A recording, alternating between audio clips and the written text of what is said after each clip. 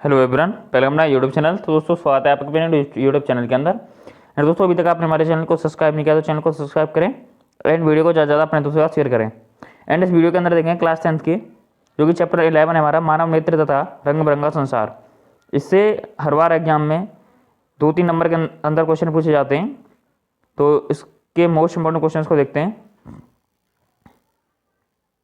इसमें सबसे पहले हमारा मानव नेत्र क्या होता है। तो मानव नेत्र क्या होता है उसे देखते हैं। मानव नेत्र अत्यंत मूल्यवान एवं सुग्राही ज्ञानेंद्रियां हैं। आंखें हमें हमारे चारों ओर के रंग बिरंगे संसार को देखने के योग्य बनाती हैं। इसके कहने का मतलब यह है कि आंखों के द्वारा हम अपने चारों तरफ के रंग बिरंगे संसार को देख सकते हैं। एंड नेक्स्ट है इसके अंदर ये नेत्रगोलक में स्थित होते हैं। ये किस में स्थित होते हैं? नेत्रगोलक के अंदर स्थित होते हैं। अगला है नेत्रगोलक का व्यास लगभग 2.3 सेंटीमीटर होता है। जो हमारा नेत्रगोलक होता है उसका व्यास होता है हमारा 2.3 सेंटीमीटर होता है। आगे है मानव नेत्र के विभिन्न भाग एवं उनके कार्य। तो मानव नेत्र के विभिन्न भाग और उनके कार्य क्या क्या होते हैं उन्हें देखते हैं। सबसे पहले आता है हमारा श्वेत मंडल या कॉर्निया। तो कॉर्निया क्या होती है हमारी? यह नेत्र के अग्रभाग पर एक पारदर्शी झिल्ली है।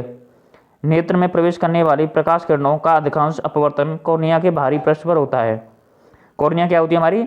नेत्र अग्रभाग पर एक पारदर्शी झिल्ली के टाइप की होती है जो कि नेत्र में प्रवेश करने वाली प्रकाश की किरणें को अधिकांश अपवर्तन कॉर्निया के बाहरी पृष्ठ से होता है। नेक्स्ट देखते हैं। नेक्स्ट है इसके अंदर लेंस।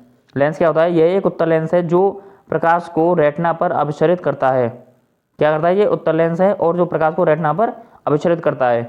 यह एक रेशेदार जेलीव्रत पदार्थ बना होता है। यह एक जेली के टाइप का पदार्थ बना होता है। लेंस केवल विभिन्न दूरियों पर रखी वस्तुओं को रेटिना पर फोकस करने के लिए आवश्यक फोकस दूरी में सूक्ष्म समायोजित करता है। तो लेंस का क्या कार्य होता है?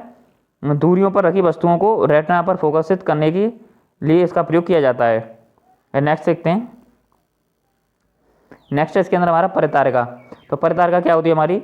कॉर्निया के पीछे एक गहरा पेशीय डायफ्राम होता है जो पुतली के आकार को नियंत्रित करता है। तो परितारिका क्या होती है हमारी? कॉर्निया के पीछे एक गहरा पेशीय डायग्राम होता है जो पुतली के आकार को नियंत्रित करती है। नेक्स्ट है इसके अंदर हमारी पुतली। तो पुतली क्या होती है? पुतली आंख में प्रवेश करने वाले प्रकाश की मात्रा को नियंत्रित करती है। तो पुतली का कार्य होता है हमारी आंख में प्रवेश करने वाले प्रकाश को नियंत्रित करना, हमारे ये पुतली का कार्य होता है। नेक्स्ट देखते हैं रेटिना। तो रेटिना क्या होती है हमारी? रेटिना होता है यह एक कोमल सूक्ष्म झिल्ली है। यह कैसी होती है? कोमल सूक्ष्म झिल्ली होती है जिसमें प्रकाश सुग्राही कोशिकाएं अधिक संख्या में पाई जाती हैं। जिसमें प्रकाश की सुग्राही कोशिकाएं अधिक संख्या के अंदर पाई जाती हैं। प्रदीप्त होने पर प्रकाश सुग्राही कोशिकाएं सक्रिय हो जाती हैं। क्या होना? प्रदीप्त होने पर यह सुग्राही कोशिकाएं सक्रिय हो जाती हैं तथा विद्युत सिग्नल पैदा करती हैं।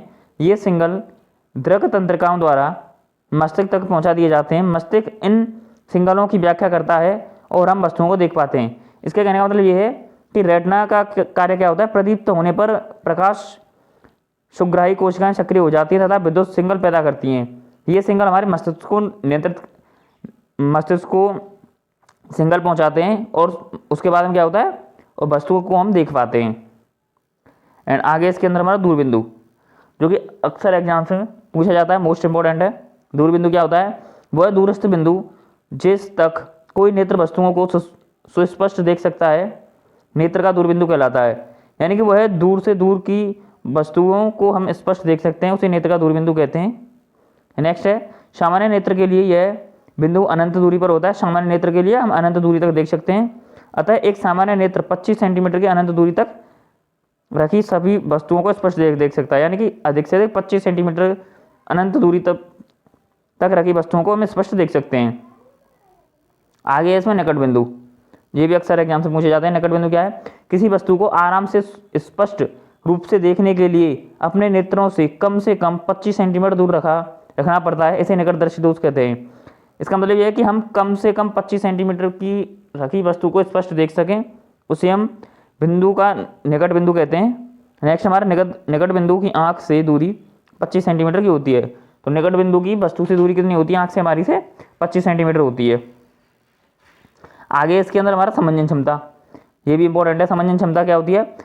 अभिनेत्र लेंस की वह क्षमता जिसके कारण वह अपनी फोकस दूरी को समायोजित कर लेता है, समंजन क्षमता कहलाती है। अभिनेत्र लेंस की वह क्षमता जिसके कारण वह अपनी फोकस दूरी को समायोजित कर लेता है, उसे हम क्या कहते हैं? उसे समंजन क्षमता कहते हैं। नेक्स्ट है इसके अंदर मोतियाबिंद। तो मोतियाबिंद क्या होता है? मोतियाबिंद होता है हमारा नेत्र के क्रिस्टलीय लेंस के दूधिया तथा धुंधला होने की स्थिति मोतियाबिंद कहलाती है। ये हमारी आंख के अंदर क्या होता है? क्रिस्टल लेंस के दूधिया या धुंधला हो जाता है होने की स्थिति को हम क्या कहते हैं? मोतियाबिंद कहते हैं। मोतियाबिंद की शल्य चिकित्सा के लिए इंट्रा ऑक्यूलर लेंस प्रयुक्त किया जाता है। इसके लिए कौन सा लेंस का प्रयोग करते हैं? इंट्रा ऑक्यूलर लेंस का प्रयुक्त किया जाता है। एंड नेक्स्ट है इसके अंदर हमारा दृष्टि दोष तथा उनका संशोधन। तो दृष्टि दोष हमारे 3 प्रकार के होते हैं। पहला होता है हमारा निकट दृष्टि दोष, सेकंड है दीर्घ दृष्टि दोष और तीसरा नंबर पर आता है हमारा जरा दृष्टि दोष, जो कि एग्जाम से अक्सर पूछे जाते हैं। इसके अंदर देखते हैं सबसे पहले हमारा फर्स्ट है निकट दृष्टि दोष। निकट दृष्टि दोष क्या होता है? निकट दृष्टि दोष युक्त किसी व्यक्ति को निकट रखी वस्तुएं स्पष्ट दिखाई देती हैं परंतु दूर रखी वस्तुओं को वह स्पष्ट नहीं देख पाता। ऐसे को क्या कहते हैं? निकट दृष्टि दोष कहते हैं। निकट दृष्टि दोष के अंदर क्या होता है कि हम निकट रखी वस्तुओं को तो स्पष्ट देख सकते हैं परंतु दूर रखी वस्तुओं को हम स्पष्ट नहीं देख सकते, उसे हम निकट दृष्टि दोष कहते हैं। इस ऐसे दोष युक्त व्यक्ति का दूर बिंदु अनंत पर ना होकर नेत्र के पास आ जाता है। अब देखें दोष उत्पन्न होने के कारण। हमारा दूरदर्शी निकट दृष्टि दोष किसके कारण उत्पन्न होता है? अब नेत्र की वक्रता का अधिक होना, अभिनेत्र लेंस की वक्रता अधिक हो जाती है, उसके कारण होता है। नेक्स्ट है नेत्रगोलक का लंबा होना, हमारा नेत्रगोलक लंबा हो जाता है, उसके कारण होता है। एंड इसका उपाय देखते हैं। उपाय क्या है? इस दोष को किसी उपयुक्त क्षमता के अवतल लेंस का उपयोग करके संशोधित किया जाता है। इसके अंदर किसका प्रयोग किया जाता है? अवतल लेंस का प्रयोग किया जाता है। नेक्स्ट है इसके अंदर हमारा दीर्घ दृष्टि दोष। तो दीर्घ दृष्टि दोष क्या होता है हमारा? दीर्घ दृष्टि दोष को दूर दृष्टि दोष भी कहते हैं। दीर्घ दृष्टि दोष को क्या कहते हैं? दूर दृष्टि दोष भी कहते हैं। इससे ग्रसित व्यक्ति को दूर की वस्तुएं स्पष्ट दिखाई देती हैं परंतु निकट की वस्तुएं स्पष्ट दिखाई नहीं देती।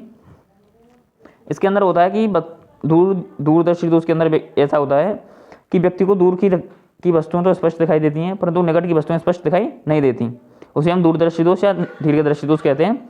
और ये दोष हमारा उत्पन्न कैसे होता है? उत्पन्न होने के क्या कारण है? हमारे अभिनेत्र लेंस की फोकस दूरी ज़्यादा हो जाती है और सेकंड है नेत्र गोलक का छोटा हो जाना। नेत्र गोलक छोटा हो जाता है और फोकस दूरी ज़्यादा हो जाती है। और उसको दूर करने के उपाय क्या है? इसके लिए हम किसका प्रयोग करते हैं? अवतल लेंस का प्रयोग करते हैं इसके लिए। नेक्स्ट है इसके अंदर हमारा जरा दृष्टि दोष। जरा दृष्टि दोष क्या होता है हमारा? इस दोष से ग्रसित व्यक्तियों को ना तो निकट की वस्तुएं स्पष्ट दिखाई देती हैं और ना ही दूर की वस्तुएं स्पष्ट दिखाई देती हैं। इस दोष को जरा दृष्टि दोष कहते हैं। जरा दृष्टि दोष किसे कहते हैं? इसमें ना तो व्यक्ति को निकट की वस्तुएं स्पष्ट दिखाई देती है ना दूर की, उसे हम जरा दृष्टि दोष कहते हैं। और इसका उपाय क्या है? इसके उपाय के लिए हम दो फोकसी लेंस का प्रयोग करते हैं। दोस्तों अभी तक आपने हमारे चैनल को सब्सक्राइब नहीं किया तो चैनल को सब्सक्राइब करें। मिलते हैं एक नेक्स्ट पार्ट के अंदर।